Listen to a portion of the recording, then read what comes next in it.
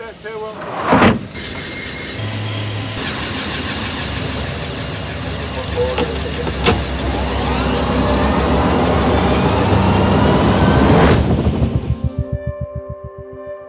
I always had kind of a vision or dream for myself. Yeah, there was something big in store for my life. I just didn't know how I would get there. During my childhood, my grandfather would tell me stories about my cousin Charles. He's one of the last few remaining Tuskegee Airmen. The story's pretty well known that they were not taken very favorably. They did not think the Tuskegee Airmen project was going to work, and that there was no way that, African Americans would be good pilots. Well, he was a member of, some of the best pilots that the Air Corps has ever seen. And so I just found it very interesting. I didn't realize there was like an underlying theme of aviation in my family. Thinking about myself being a pilot at that age? No. 17-year-old version of me was very anxious. A lot of the instability came from my mother and I relocating a lot, constantly moving from one apartment to another, and going from one school to another. And my father was not in the picture. I think I just had kind of grown tired of the instability. And I just kind of had this gut-wrenching feeling like this is wrong. You were going down the wrong path in life. There was this deep sense that I needed to make a change. Joining at 18, I didn't know much about the Navy. I was scared, I was nervous, I had no idea what I was really doing. I really didn't know what I was getting into.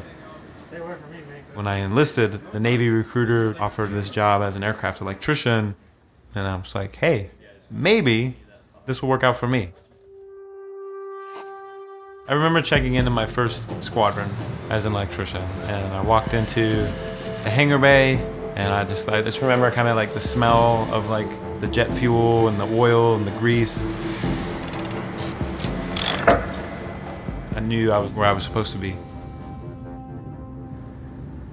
The aviation was just kind of this lingering thought. I never really thought of it as a career path for me. You think about statistically, your background, your struggles, people like you don't make it that far. You don't make it to be pilots. That was when the reality really hit me. Started to look at the Navy as a way to catapult my life into something more.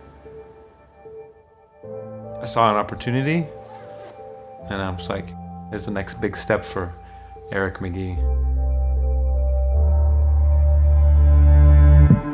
In flight school, you go through many phases, and I really dove into it.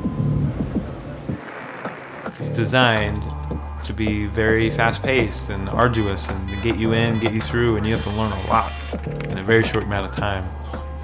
I immersed myself into it, I studied it, and it became my craft. Stay diligent. Try and try again, making a decision, chipping away one step after the next after the next. You really just got to commit to that idea. That's how you make things happen for yourself.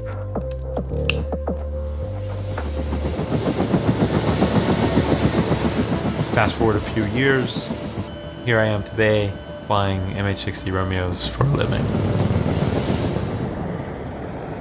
We are an expeditionary squadron by nature. Our mission is primarily anti-submarine warfare. We do a lot of intelligence gathering, reconnaissance, search and rescue. Anything a helicopter can do, and then a lot more.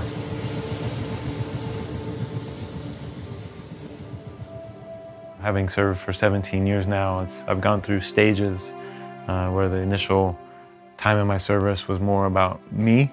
Once I kind of established that for myself and goal setting, then I transitioned more into okay, how do I be a good leader?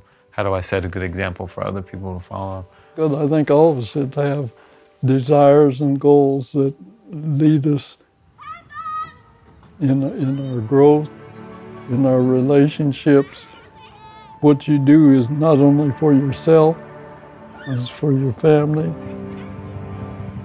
but your family is for the community. The community should be for our country. I just say life's the blessing. You don't like it? Yeah, that's not nice. Don't let circumstances be your excuse for not achieving.